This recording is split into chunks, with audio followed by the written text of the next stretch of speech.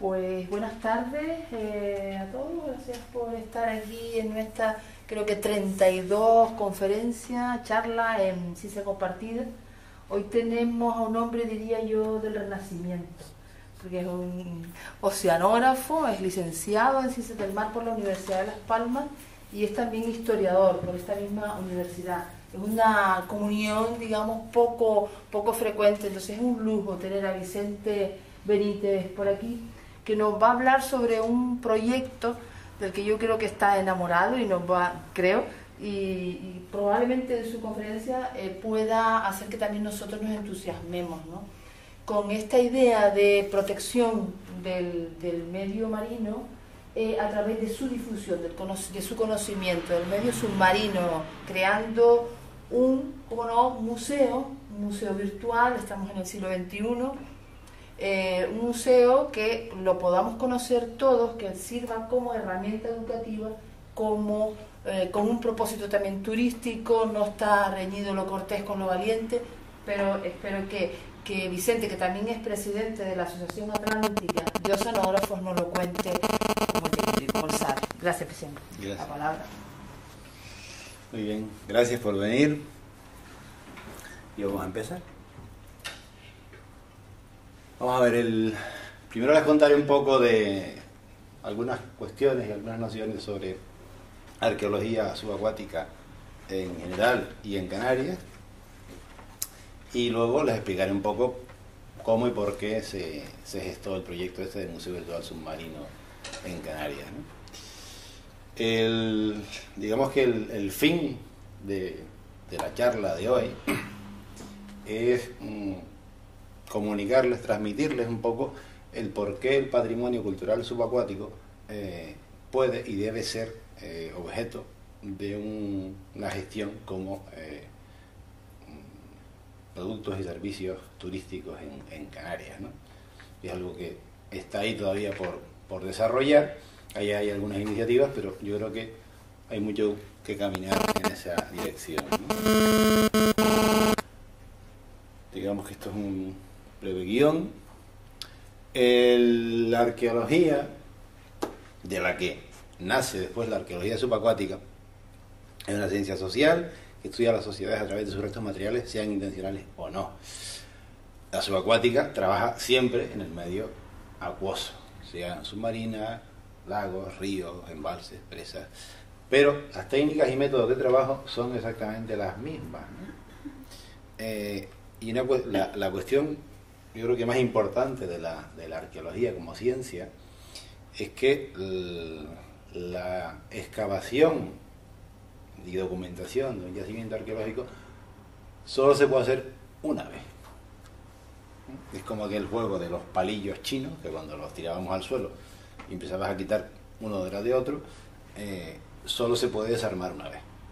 Una vez intervenido ese yacimiento, ya no es posible, digamos, documentar totalmente el yacimiento, ¿no? Y evidentemente la necesidad de generar conocimiento de la historia y de las culturas. ¿A partir de qué fuentes trabaja la arqueología? Y la arqueología subacuática, pues fuentes documentales, pueden ser archivos, museos, bibliotecas,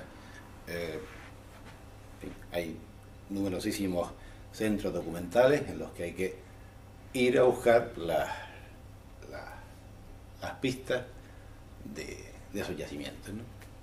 En cuanto a las técnicas y métodos, aquí tienen algunas ilustraciones de distintas cuestiones, ¿no? Allá a su derecha, arriba a la derecha, ven un cartelito de un yacimiento que comentaré un poco más adelante hoy, en Arinaga, en Risco Verde, ¿no? Este verano pasado se hizo una intervención arqueológica subacuática, el Cabildo de Gran Canaria hizo una intervención de urgencia, y mientras estaba trabajando, le puso ese cartelito. ¿Para qué? Para que todo el que fuera a bucear se lo encontrase y dijera, aquí hay algo, vamos a no meter la pata. Normalmente el trabajo de prospección y excavación arqueológica subacuática se hace pues en parejas, con con el sistema clásico de cuadrículas, levantando el terreno poco a poco, descubriendo todo el yacimiento, documentándolo fotográficamente, con dibujos, con toda una serie de herramientas, y después, evidentemente, hay que decidir y trabajar si el yacimiento en sí mismo, digamos, se levanta materialmente y se lleva a un centro de conservación, o se deja in situ, una vez documentado, se vuelve a tapar o a proteger de alguna forma, y ahí se queda, ¿no? Eso lo comentaremos un poco más adelante. En cuanto a la historia de la arqueología subacuática, bueno, pues prácticamente desde la antigüedad ya existían técnicas de trabajo submarino en la que los pescadores de perlas bajaban a rescatar y a recuperar objetos del fondo del mar cuando había un naufragio, un pecio.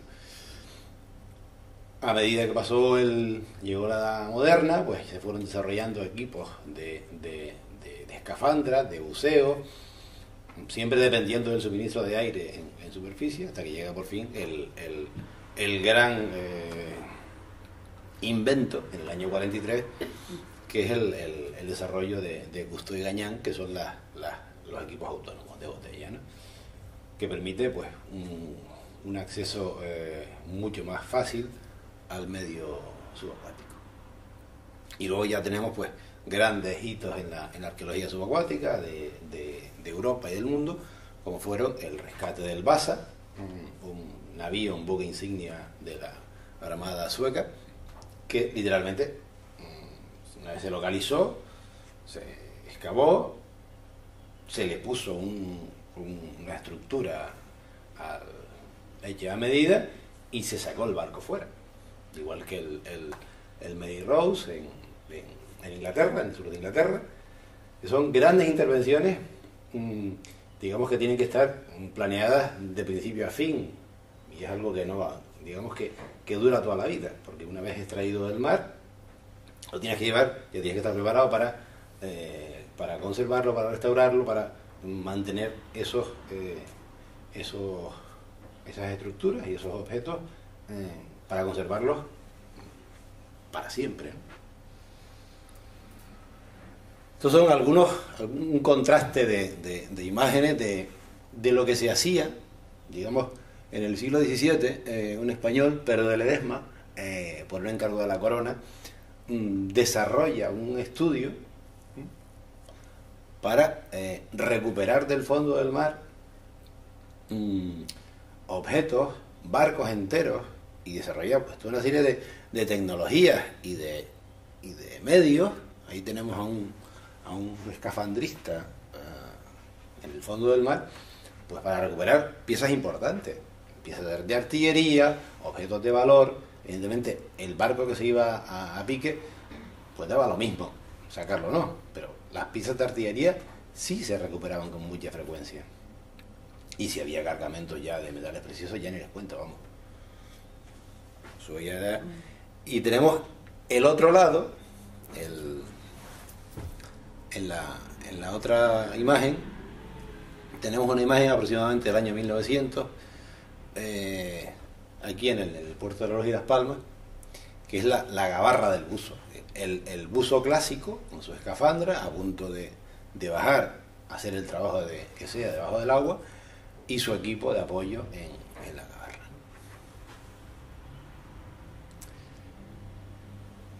Estas imágenes las he puesto a propósito para que se hagan una composición del lugar. Esto ha sido en otoño en la costa de Málaga, un bergantín, una réplica de un bergantín del siglo XVIII que tuvo un siniestro, se quedó ahí varado en la costa de Málaga. Afortunadamente consiguieron sacarlo con la marea, llevarlo a astillero y lo están reparando, ¿no? Pero los naufragios, los pecios, toda esa arqueología subacuática empieza así. Un barco que se da la castaña, o viene un temporal, o tiene un accidente, y empieza así la historia. Estos son los... La reproducción, la verdad es que ha sido muy buena del Bergantín Goleta la Gracia, la Grace. Esto es cortesía de un autor en Málaga. Y ahora pasemos a un concepto así más importante después de unas breves nociones de arqueología subacuática, ¿no? Vamos a ver, digamos que las intervenciones subacuáticas en arqueología lo que buscan es documentar el hallazgo, el yacimiento, pero una vez completamente documentado, incluso previamente a eso, hay que ir decidiendo qué vamos a hacer después. Es decir, si vamos a extraer una serie de objetos que nos permitan datar y dar el contexto histórico del pecio o de lo que encontremos debajo del mar, si lo vamos a sacar todo, si no lo vamos a sacar todo, si se tiene que quedar para que se pueda conservar in situ el yacimiento como documento histórico. Y eso nos lleva a la Convención de la UNESCO. La Convención de la UNESCO del 2001, de protección del patrimonio cultural subacuático, que España se adhiere y se compromete a cumplir con ese protocolo hace relativamente poco tiempo, ¿no? Entonces, a partir de ahí, digamos que España ya entra en ese marco internacional de la arqueología subacuática. Esa convención define, pone un horizonte, pone digamos una línea de corte, que es discutible, por supuesto. ¿Por qué? Porque dice que el patrimonio cultural subacuático son los restos de la existencia humana que estén parcial o totalmente debajo del agua y que lleven por lo menos 100 años. Entonces tenemos una frontera ahí que se va a mover, que va a cambiar. Es decir, el barco que se hundió en 1900, pues ya es patrimonio cultural subacuático. El que se ha hundido en 1950 todavía no lo es. Digamos que lo establecieron por convenio, como se hacen estas cosas, y es discutible. Tenemos que entra en ese patrimonio cultural, pues evidentemente los pecios, las aeronaves, los sitios, las estructuras. ¿Por qué? Porque hoy en día existen antiguos puertos, por ejemplo, o antiguas ciudades como Alejandría. La Alejandría de la antigüedad hoy por hoy está completamente debajo del mar. Llegó un fenómeno marítimo oceánico tremendo y literalmente se comió la ciudad, y la ciudad está completamente debajo del mar, y ahí es donde están, pues, excavándola, desenterrándola y documentando, pues, distintas zonas, ¿no? Por supuesto también todos los objetos de carácter prehistórico, porque con el cambio del nivel del mar, esas cuevas con los restos y las pinturas rupestres, hoy por hoy, pues algunos de ellos están debajo del mar y también forman parte del patrimonio, ¿no? ¿Qué es lo que dice básicamente, entre muchas cosas, qué es lo que dice la Convención de la UNESCO? La Convención de la UNESCO aboga o predica la preservación in situ, es decir, los yacimientos se localizan, se documentan, se prospectan, se excavan, pero se quedan en su sitio. Es decir, no es esto de vamos a sacar el barco, vamos a sacar la ciudad entera y nos la llevamos a tierra, sino no, que se quede donde está y ya buscaremos las medidas de conservación y de gestión para ese yacimiento.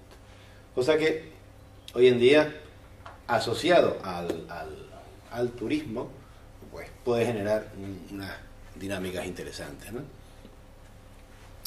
Otra cosa importante, el patrimonio cultural subacuático se depositará, guardará y gestionará de tal forma que se asegure su preservación a largo plazo. Sí, eso, digamos que la UNESCO lo plasma en el documento. ¿Por qué? Porque los cazatesoros no son de ahora, son ya de hace décadas y en determinados países son una amenaza importante, ¿no? Y lo último, no será objeto de explotación comercial. Es decir, lo que intenta buscar es que cortar el tráfico comercial de esos cazatesoros. Yo siempre lo he entendido y lo interpreto como que esto no excluye, esa explotación comercial no excluye las actividades de turismo subacuático con los yacimientos in situ. Yo al menos lo sigo entendiendo así. La normativa española en el año 85 es cuando el Estado español legisla el patrimonio histórico. Anteriormente, la normativa que existía era del año 62, era una normativa de carácter de salvamentos, hallazgos, rescates. Digamos que era un tema más de la Marina, de la Armada Española, ¿no? Entonces, en el año 85, cuando ya el Estado pues legisla, si bien no establece un concepto claro de lo que es el patrimonio cultural subacuático, al final el Estado, España se adhiere al convenio de la UNESCO y ya con eso, digamos que salva el hueco que hay normativo, ¿no?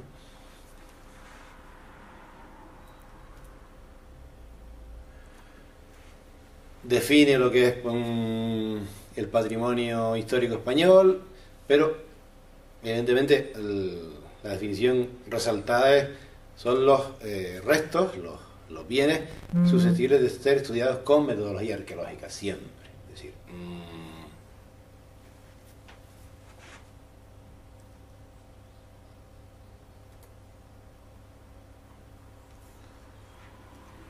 la cuestión de los hallazgos casuales también es muy importante en la normativa del Estado. ¿Por qué?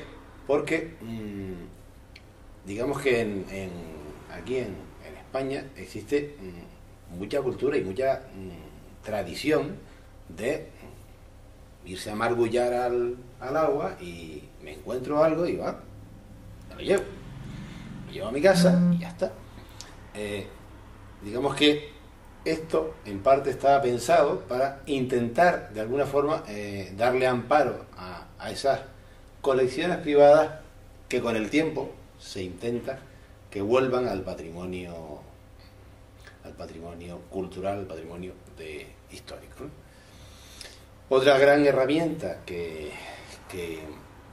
se puso en marcha a raíz de lo sucedido con el Odyssey es el Plan Nacional de Protección del Patrimonio Arqueológico Subacuático, en el que hay un enlace, hay un convenio del Ministerio de Cultura y el Ministerio de Defensa. Digamos que son los dos grandes pilares que pueden y que deben intervenir en esta cuestión.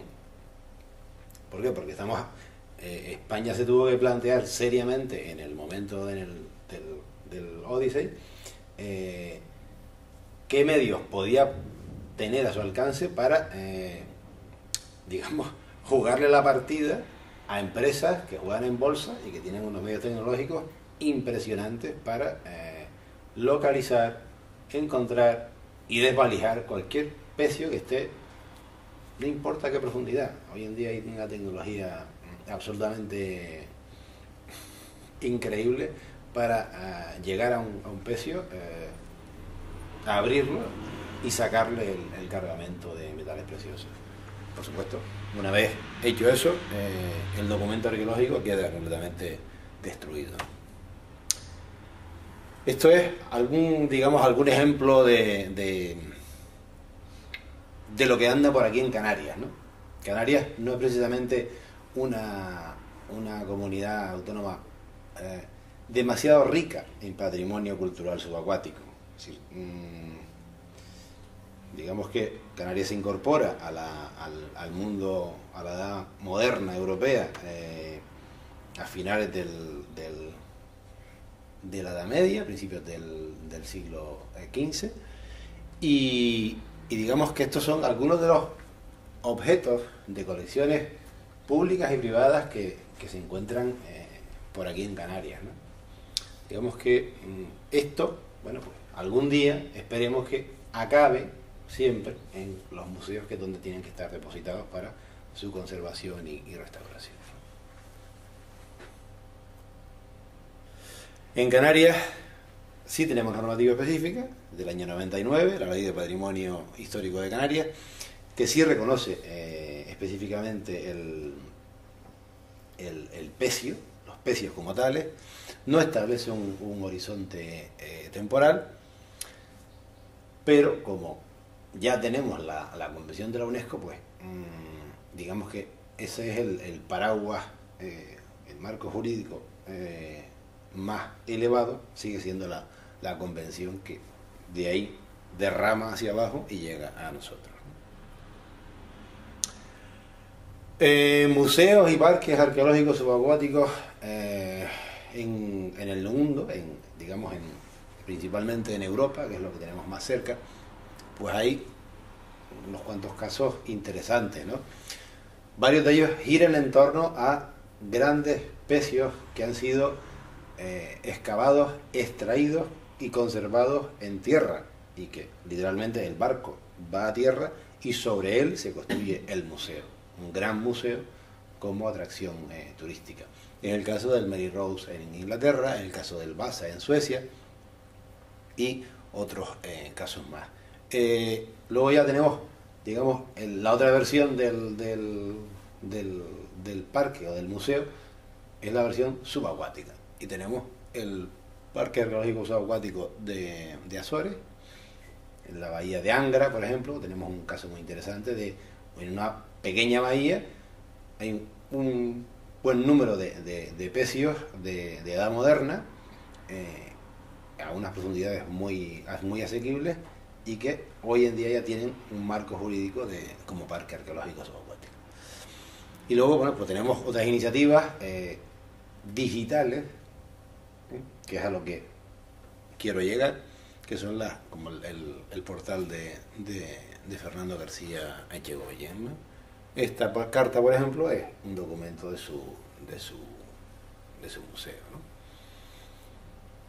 Esta información así es discutible, digamos, el hacer público una carta arqueológica subacuática con todos los pecios y sus posiciones es un tema que está todavía de debate, un tema que no está cerrado.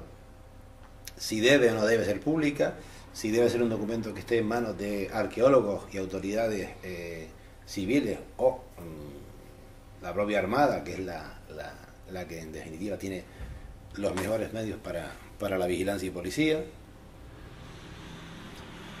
Y vamos a contarles así rápidamente el último caso que hemos tenido aquí en Canarias, ¿no? En Risco Verde, en Arinaga, donde están los hornos de cal, no sé si conocen el sitio. Bueno, pues el verano pasado, en primavera nos dicen, oye, que ese ancla lo han sacado de la arena, de repente.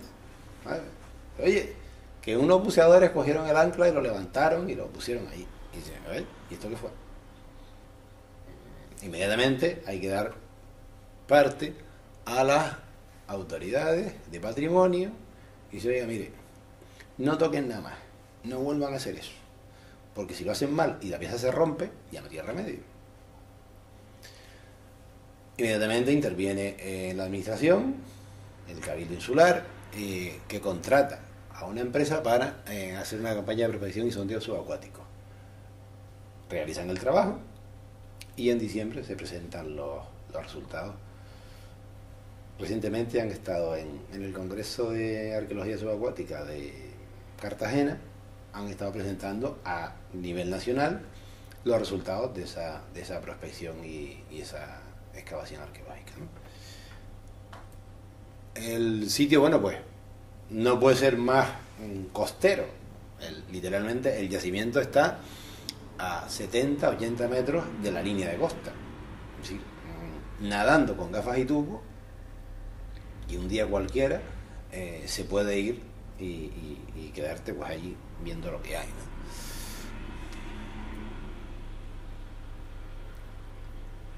Estas son algunas imágenes tomadas el verano pasado del sitio cuando estaban los arqueólogos ya estaban trabajando, ¿no? Digamos que en esa bahía los restos que se han encontrado son muy parciales. Se han encontrado pues, los restos de la quilla de un barco, y luego el ancla y algunas otras pequeñas piezas, ¿no? Pero bueno, si se sigue trabajando en esa bahía, yo creo que se pueden encontrar sorpresas interesantes, ¿no? Bueno, esto se supone que tenía que aparecer una imagen que no. Bueno. Y a partir de... ¿Cómo vamos de tiempo, Avelina? Vamos, te queda un cuarto de hora. Vale, bien, sobrado. Entonces, todo esto que les he contado de antemano nos lleva a realmente el motivo de la charla de hoy. El Museo Virtual Submarino de Canarias es un portal web en el que en el 2008, gracias a una ayuda de la Agencia Canaria de Innovación del Gobierno de Canarias, pues pusimos en marcha. Quisimos poner una herramienta al servicio de los ciudadanos, de los usuarios, de los buceadores, de los no buceadores, de los que no van a bucear nunca, pero les interesa y les apasiona el mar y quieren saber historia, cultura, quieren saber más sobre el patrimonio natural y el patrimonio cultural submarino. Digamos, una herramienta para acercarlo a todos los públicos, ¿de acuerdo? ¿Para qué? Para, en parte, pensado como una herramienta para la promoción turística, y en parte también con unos contenidos y unos fines didácticos, educativos, ¿no?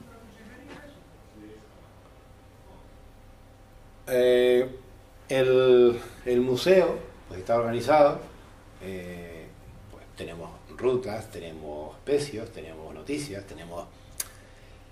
principalmente está, digamos, estructurado en función de yacimientos arqueológicos o acuáticos determinados. Lo del horizonte que antes hablábamos de la UNESCO, bueno, pues es discutible, ¿no? Aquí, por ejemplo, tenemos un avión, creo que recordar un DC-3, que se estrelló y está en el fondo desde el año 71, cerca de la playa de Vargas, en Gran Canaria, ¿no? Con los criterios de la UNESCO, no es un pecio, digamos, que esté bajo la protección del patrimonio cultural subacuático, pero digamos que como documento está ahí para su estudio, ¿no? ¿Qué tiene de especial o por qué hacemos el Museo Virtual Submarino de Canarias? ¿Qué tienen de especiales las aguas de Canarias? Las aguas de Canarias, creo que muchos de ustedes ya lo pueden saber o adivinar. Para nosotros tienen unas características muy especiales para el buceo, para la arqueología subacuática, para el turismo subacuático cultural. Tenemos unas aguas bastante tranquilas, zonas de abrigo son buceables prácticamente todo el año, con una visibilidad bastante buena comparado con otros sitios del mundo donde te tiras a bucear y a 3 metros ya no ves, con lo que difícilmente puedes montar una ruta de buceo en un yacimiento en el que el turista, el buceador o el señor con las gafas y el tubo a 3 metros no va a ver, no puedes hacerle un recorrido. Otra de las ventajas que tiene Canarias, por lo menos, salvo que llegue una oleada de agua viva, que entonces nos tenemos que esperar, en Canarias no hay grandes problemas de depredadores por su tamaño o por su peligrosidad. Aquí hay que hacer un paréntesis con las aguavivas y otros animalillos. Evidentemente, yo he estado, bueno, yo y muchísimos hemos estado buceando en pecios y de repente literalmente te llega la marea de medusas. Bueno, te esperas a que aquello pase. Y luego la otra gran condición que tenemos es que tenemos un gran número más en unas islas que en otras, ¿no? Dependiendo de la historia reciente de cada isla y de cada puerto y de la topografía o de la batimetría de las islas, ¿no? Pero tenemos un gran número de pecios, de sitios, de yacimientos que muchos de ellos son perfectamente visitables, ¿no? O sea, no todo es o no todo puede ser el Alfonso XII, por poner el extremo más extremo, ¿no? Que es un barco que está en la bahía de Gando, pero que está a 48 metros de profundidad. Ahí no puede llegar cualquiera, pero bueno, hay sitios a 7, a 10, a 12 metros que son perfectamente visitables.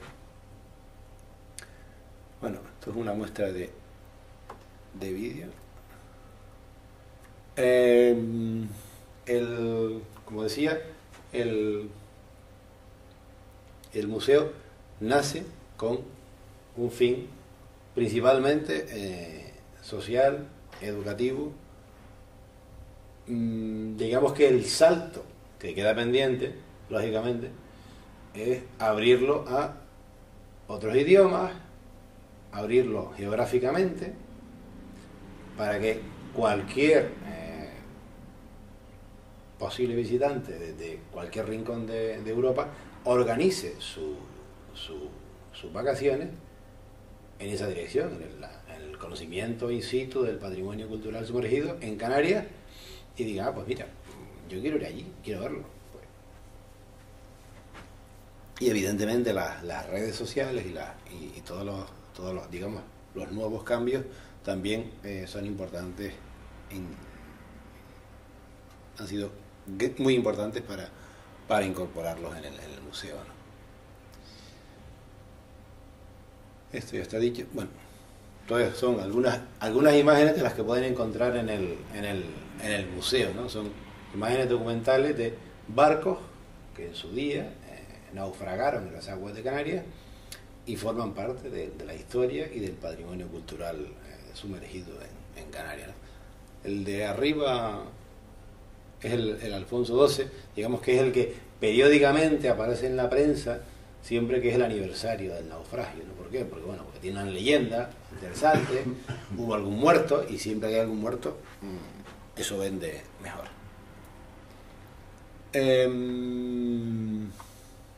Bueno, como decía, esto fue una iniciativa privada. El objeto es mejorar y sobre todo propagar difusión y divulgación del conocimiento del patrimonio cultural subacuático, y a modo de justificación de por qué o de para qué esto, aquí hay unos datos de una ponencia presentada en el 2008 por estos autores, por Luque y estos otros autores, en el que digamos en el punto con más visitantes de buceo de Gran Canaria, hacen una encuesta in situ para hacer una valoración económica de lo que supone el turismo de buceo en ese sitio, para esta isla, ¿no? Bueno, pues hacen unas encuestas in situ a una serie hacen un muestreo de los buceadores, de los centros, total, que llegan a que el número de visitantes de buceadores al año en ese sitio, que si no lo conocen, pues es un sitio de lo más visitado, es un buceo desde tierra, no es precisamente cómodo, pero es el sitio que más éxito tiene. Y tiene al año, o tenía al año, entre 18.000 y 30.000 buceadores al año. Bueno, pues eso, puesto en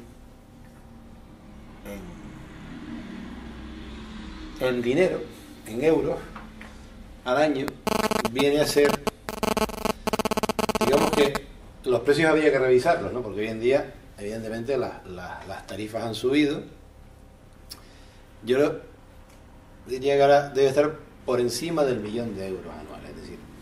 Es decir, ese punto caliente de buceo en Gran Canaria está generando en turismo de buceo por encima del 1.000.000 de euros al año. Eso hay que tenerlo a la vista para... A ver.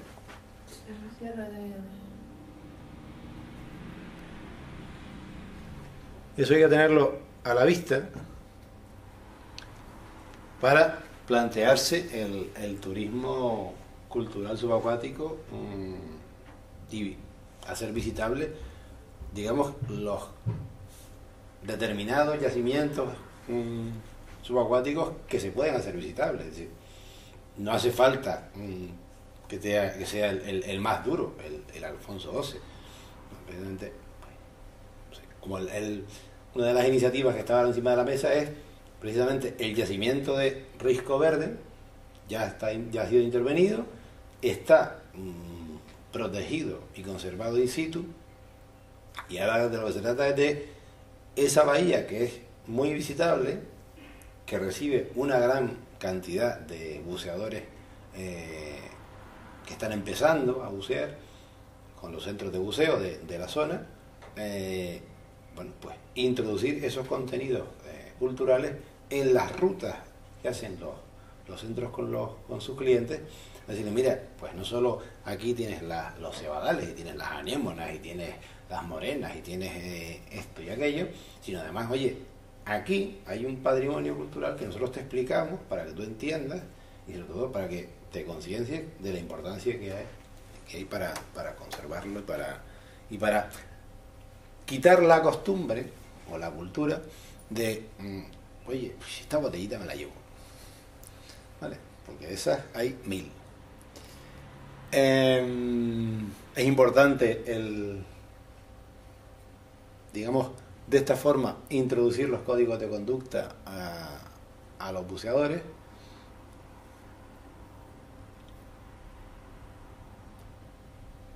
Y bueno, estas ya son pues cuestiones más técnicas del diseño del museo. Como todo esto cambia con una rapidez tremenda, yo diría que la forma del diseño del museo ya requiere un cambio, ya necesita un cambio, una cosa más fresca. Pero esto, como todo, hasta que no haya un presupuesto o un socio, pues seguiremos tirando con lo que hay, ¿no?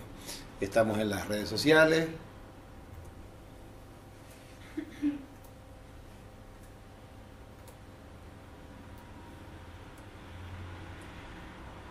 Estos son algunos datos que ya están un poco desfasados. Y bueno, pues propuestas para el futuro. Hacer que esa información llegue a todos los visitantes, que los buceadores, los turistas, asuman que el patrimonio es visitable, pero también es obligatorio y necesario conservarlo. Y por supuesto, ampliar a otras regiones, a otros archipiélagos de la Macaronesia. Y con esto y un bizcocho nos podemos ir al bar. Queda un poco más para hablar, ¿no? Sí. Ahora pues, ruegos y preguntas, dudas y debates. Con respecto a los socios, ¿cómo va el asunto? Porque ahí mucha gente que podía estar interesada ahí, desde club de buceo, empresas. Vamos a ver, eso es como todo. O sea, digamos que se ha intentado de mil maneras la adhesión de empresas y de entidades públicas y privadas. Esto al final se pone en marcha en el año 2009, que es cuando ya empieza la economía a bajar y el interés por participar no ha sido enorme. Estamos abiertos, por supuesto. Claro, porque hay empresas que tienen dentro de sus objetivos la protección del medio ambiente y demás, en fin, en este caso vendría bien ahí, tienen que hacer cosas en pro no solamente por utilizar. Igual lo que nos falta es más el lado, digamos, potenciar un poco más el lado del marketing comercial. Sí, la búsqueda de financiación. Sí, nos falta esa dimensión. ¿Y eso no sería ya todavía explotación comercial? Yo entiendo que no. Como todo es discutible, es decir, lo que hablaba o lo que dice la convención de la UNESCO es que no se puede hacer explotación comercial del patrimonio cultural sumergido. Vale, yo de forma a lo mejor interesada lo interpreto como que digamos que los objetos en sí mismos o los yacimientos no pueden ser comprados y vendidos porque es patrimonio. Ahora, una gestión turística responsable, yo creo que se puede y se debe. Vamos. Esto es como todo, es muy discutible. Esto mismo lo predicamos entre 200 arqueólogos y es posible que alguno me tire una piedra y piensen que es una barbaridad. Porque, bueno, digamos que en el ambiente de la arqueología, digamos que la costumbre o la norma no escrita es que esos documentos se elaboran, se generan, se publican entre ellos y ahí se quedan. Claro, plantearle y decirle, no, mira, ahora vamos a coger el patrimonio y lo vamos a explotar con fines turísticos. Se echan las manos a la cabeza, algunos sí, porque piensan que eso va a hacer que se destruya el yacimiento. Eso es que conlleva el riesgo del expolio. Pero también existe el riesgo del expolio si no hay una vigilancia. No, eso con ley y sin ley. No, sin vigilancia no hacemos nada.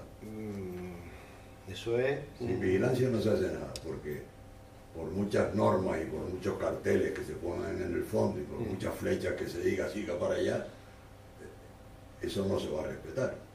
El que quiera la rapiña o el expolio se va a hacer si no hay vigilancia. Eso está clarísimo. La otra cuestión que también está, digamos, pendiente en el aire, que nace del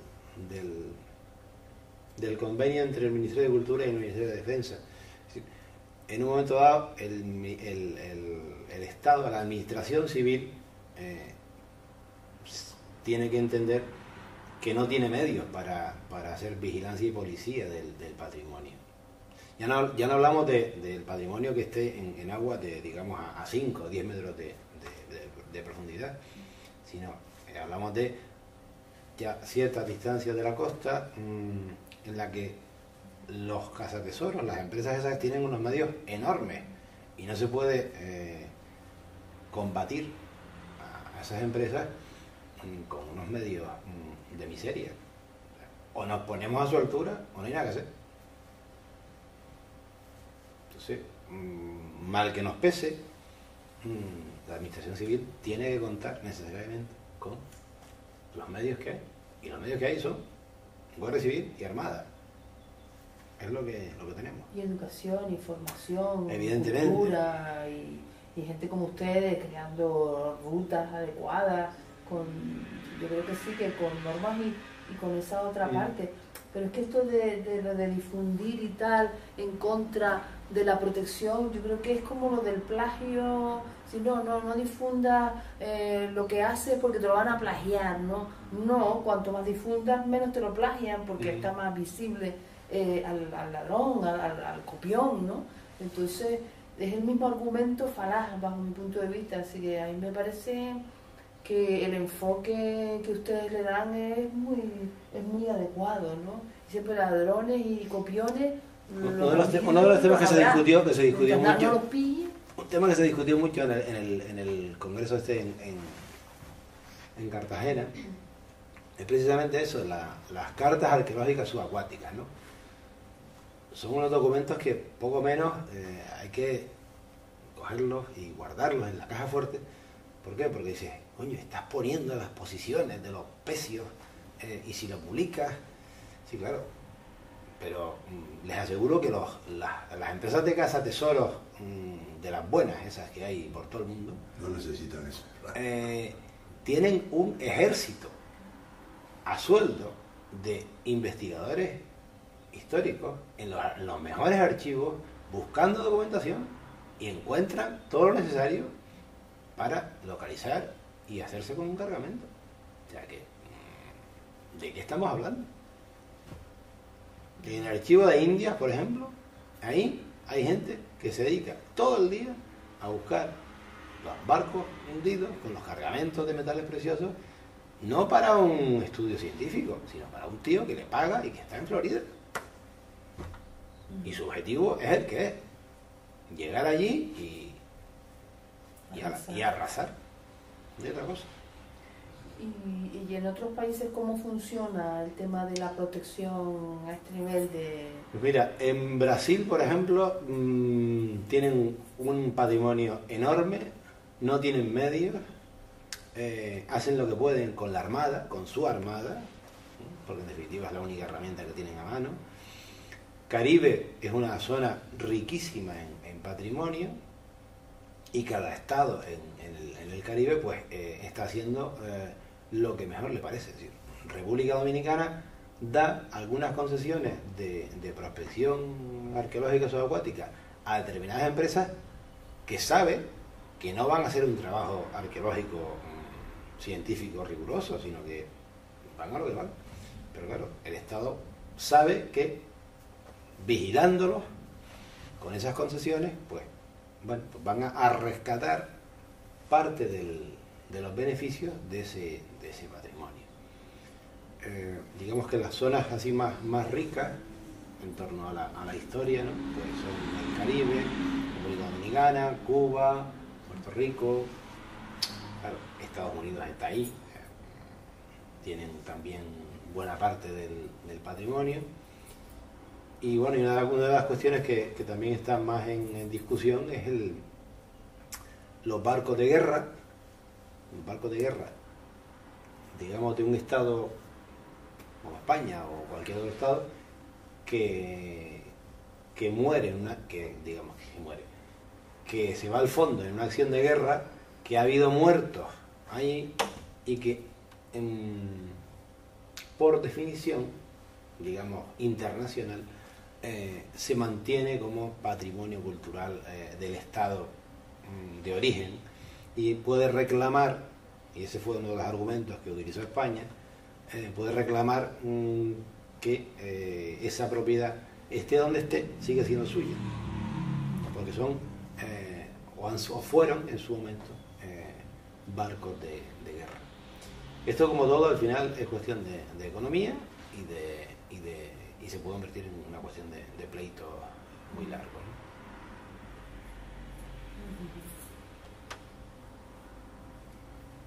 El objeto de los 100 años es lo que yo no acabo de estar dando.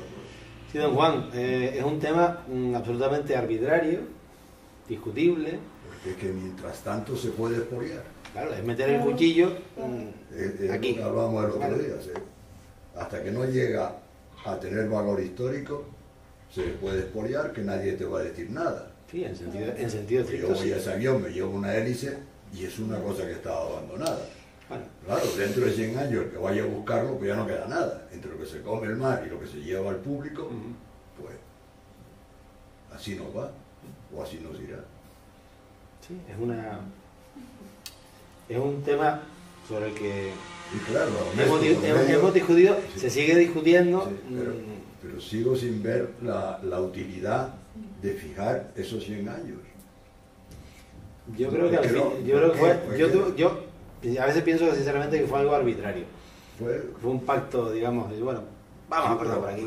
Podían haber dicho 100, 150, 20, 30, pero es que es en la actualidad.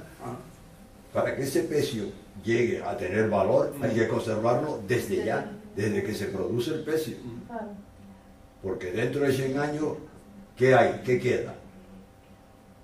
Estamos viendo en barcos como el American Star o el otro de Lanzarote, que se lo come la mar. Era el momento, en vez de permitir que se llevaran los pianos y los portillos y todas esas cosas a tierra, era el momento de recuperarlo, pero por la administración, y exponerlos en ayuntamientos, si no tienen museos, en ayuntamientos, en cabildos, en sociedades culturales, pero no dejar que se pudra allí, que fue lo que hicieron, un expolio inmenso. En Fuerteventura hay una cafetería que se llama El Siniestro, se llama tiene un nombre muy simpático relacionado con eso, que está adornada con cosas de ese barco. Pues es que si esperamos 100 años, que la UNESCO será muy sabia y yo soy un pobre paleto, pero no me acaba de convencer. Yo sinceramente creo que fue un acuerdo político. Es la única explicación, pues decir, bueno, cortamos aquí 100. Y lo que tenga menos de 100... Habría que ver quiénes estaban en esas comisiones, porque pasa lo de siempre, ¿no? De hecho, hay estados como Brasil que no se han adherido y no se quieren adherir al convenio de la UNESCO hasta que tengan claro que ellos mismos pueden controlar la vigilancia y protección del patrimonio cultural sumergido. O sea, hoy por hoy, el marco de la UNESCO no es igual en todo sitio, no se aplica. Brasil no lo quiere ratificar porque no le interesa, porque quieren decidir ellos cuándo, cómo y dónde, con su patrimonio, vigilan como pueden sus aguas y le pagan los pies a los piratas, pero políticamente no les interesa, no quieren saber nada del convenio de la UNESCO. Que con los sistemas modernos hoy de exploración submarina no va a haber nada que se esconda debajo de las piedras. Esos robots, esas historias, cada día los equipos más sofisticados, con más ciencia por medio. O sea, estamos viendo robots que manejan solos y hacen sus descubrimientos y los comunican a 300 metros. Ese barco que se ha aparecido con las toneladas de plata ahora últimamente, pues eso ya estarán más de 4 diseñando el robot que lo va a sacar. Claro. Por eso digo que cada día va a ser más difícil. Nosotros en Canarias, quitándolo a Alfonso, los demás no tienen valor intrínseco en sí en material económico, por decirlo de esa manera. O sea, aquí no hay barcos con lingotes de oro ni con ánforas del siglo XVII o XIV. Aquí lo que hay son restos de pobrecitos barcos mercantes, los cabotajes, etcétera, etcétera, etcétera, que se iban al fondo porque ya no aguantaban más o los cogían temporal, pero ahí estamos un poco libres del pirata. Pienso yo, no lo sé.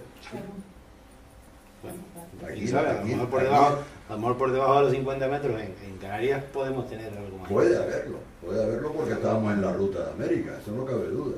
Lo mismo que están en el Caribe, todos esos galeones fundidos con tesoros y con historias, pues puede estar el galeón de la vuelta.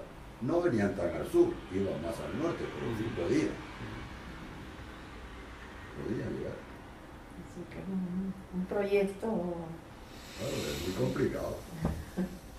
Muy complicado porque no hay medios ni hay financiación para hacer eso. Porque igual que el Museo de Las Palmas, ¿qué pasó? Pues se cerró porque no había presupuesto y echaron a la gente a la calle. Pues aquí ni siquiera se ha podido empezar porque no hay con qué echarle mano. Bueno, pero está ahí, se está poniendo un congreso. Sí. Lo bueno es eso. Ahí estamos, peleando. Este museo virtual es el que puede abrir las puertas. Claro. Este es el que puede abrir las puertas. Exacto. Muy bien. Bueno. Pues nada,